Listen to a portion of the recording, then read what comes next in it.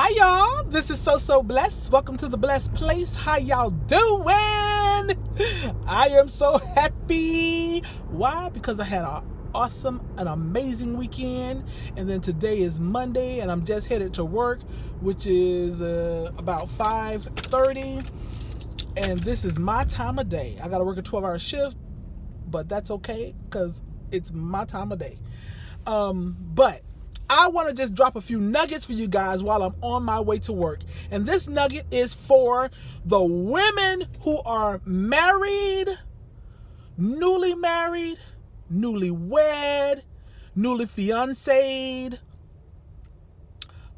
Maybe you're a veteran. I think I keep showing y'all my gum. Okay.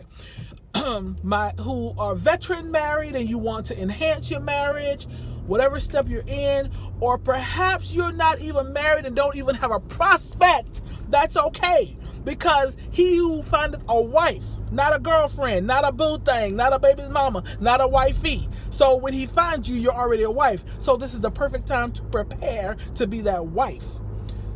Let me just give y'all some nuggets. Women, I know how hard it is to get a good man, to find a good man that wants to commit to a relationship. So I know it ain't easy. Been there, done that, speaking from experience. However, a lot of times we can get a good man, whether he's your boyfriend, whether he's your fiance, or whether he's your husband, and he has made that commitment to marry you, or whether you've been married 5 years, 10 years, 20 years. Sometimes we get that good man and we can do some things that are totally contrary to the fact that we want a good man. Let me give you all some points. Number one, don't lie to your husband. Don't be a liar. Don't deceive. And sometimes we think a lie is just a straight out lie. No, I didn't do that. Yes, I did do that. We think a lie is just like a just blatant lie. But when you practice to deceive, an ant or something up there. Wait, hold on, come on. Let's see what's crawling. Okay, I'm sorry. Distracted. But when you deceive your husband or deceive your fiance or deceive your boyfriend, that is lying. Don't be a liar. Don't lie to your excuse me, you guys, and I don't want to start this over, so please forgive me. I think I just got excited and air got in my throat. Don't be a liar. You don't want your husband to lie to you. You cannot lie to him.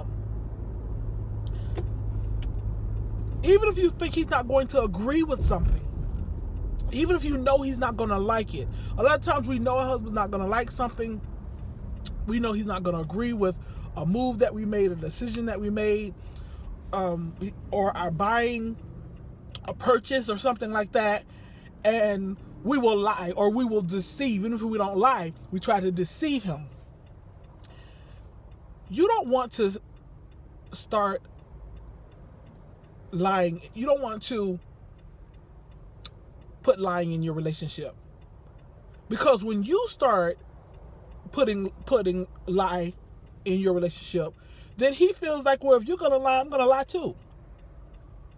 You may have an honest man, and then you introduce lying to your relationship, and he very well may just start lying too, because he said, okay, what's good for the goose is good for the gander. Excuse me. Or what's good for the gander is good for the goose. So lying, don't lie. Be honest, even if he is not going to like it. You're not going to like when he start lying to you. You're not going to like when he start deceiving you. And what you're going to do is when he start lying and deceiving you, you're going to be so hurt. You're going to be so mad. You're going to be so disappointed. You're going to want to talk bad about him. You want to go and cry to your family members or other people and say that he's a big liar and he lied and he cheated. Well, what you're not going to tell is, well, I started lying to him first. So you're not going to tell that. You're not going to tell that you started deceiving him first. Number two, give your man some freedom. Don't be so clingy. I did a video called Give Me Free. I wish I could link it under. I might link it under this video, but if I don't get a chance to link it under this video, go to my videos and look for search and search Give Him Free. And I talk about give your man some freedom, because a lot of times that is one of the scariest thing to a man, why he doesn't want to commit. Now, there are many different reasons why some men just don't want to commit, because they want to do their thing. And hey, if you want to do your thing, then that's what you're not supposed to commit. But some men would commit, but they're afraid that they're going to be locked up and institutionalized, imprisoned, because they are afraid that they won't be free. Allow them to be free, are free to be themselves, the free to do the things that they enjoy doing. Of course, there are limitations. When you become married, you have to be committed. You have to be, you have to commit to your relationship, and you have to have the integrity and be honest.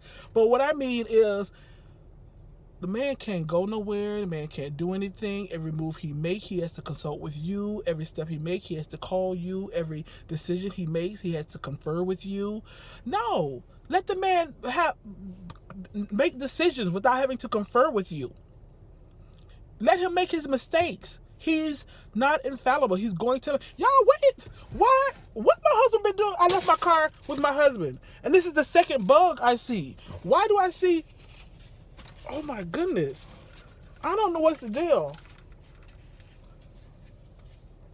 I don't know he might be eating fried chicken and everything else in here. Oh my goodness. Speaking of marriage and relationship, I used his vehicle for the weekend, and he used mine. I ain't never seen no bugs in my car before. That's the second one. Oh Jesus, I'm about to go get my car cleaned out. I don't like bugs. Anyway, okay, let me just finish this up. I gotta get in here at work. But give the man, I'm sorry, I'm paranoid now. I'm like looking around. Do I see more bugs? Give the man some freedom. He does not, okay, if he doesn't call you back quick enough, then something is wrong. If he doesn't text you back quick enough, then something is wrong. It's like we're so controlling. It's like you got to let go. Stop being so controlling. The man does not have to check in with you every time. If he missed your call, God forbid. If he doesn't text you back, God forbid, he's now out cheating, doing something wrong, which is going to segue to point number 3. If he doesn't check in with you, God forbid, it's like a man feels like he doesn't want to commit.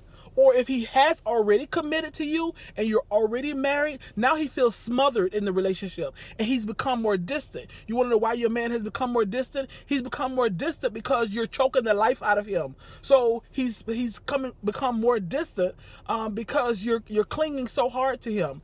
And you're just sucking the life. You're sucking the life out of him, sucking the life out of the relationship, because you don't have your own thing going on, because you don't have confidence in yourself, because you don't have a life. And all your life is wrapped up in him.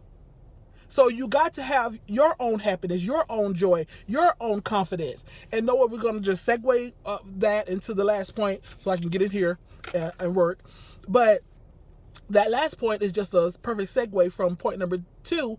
The last one is you got to have confidence in yourself and love yourself and not count on your husband for your happiness and for your joy. And you can't and stop accusing him of doing wrong because he's not always with you, because he's not making you happy, because he's not soothing your ego. Then he must be out doing something wrong. I mean, if the man is not showing you anything that he's doing wrong, if he's not if you don't suspect, he's not doing anything that's suspicious or suspect, then don't put that on him. Don't put that label on him because of your insecurities, because of your lack of confidence. So we got to build up our own confidence. A lot of times when we're single, we think, if I get married, I'd be happy. If I get married, I'd be more confident. If I get married, I know that will prove to me I'm lovable. That will prove to me that I'm a good person. That will prove to me that I'm sexy. That will prove to me that I'm confident. That will prove to that getting married doesn't prove any of that. You have to have that before marriage. Yes, it's awesome though it's awesome for somebody to tell you that you're sexy, that you're beautiful, that you're loving, that you're, I mean, that is, all of that stuff is awesome. But you got to know this for yourself. You've got to know, you've got to have your own happiness. You've got to know that you're sexy. You've got to know that you're lovable. You've got to know that you're kind. You've got to know that you are all that. And not in such a conceited way, but when you put all of that on your husband, then either, if it's not your husband, it's too much for him to even want to commit, or if it is your husband, you're just sucking the life out of him, because he has to keep you happy. He has to keep you confident. He has to keep you joyful. Too much. Those are just some points for you married people, and for those of you who aspire to be married. Okay, hope I've helped somebody. Hope I've blessed somebody. I hope that your marriage will be enhanced. And if you are not married, I hope you're preparing to be that wife that God has called you to be. Love y'all. Y'all be blessed.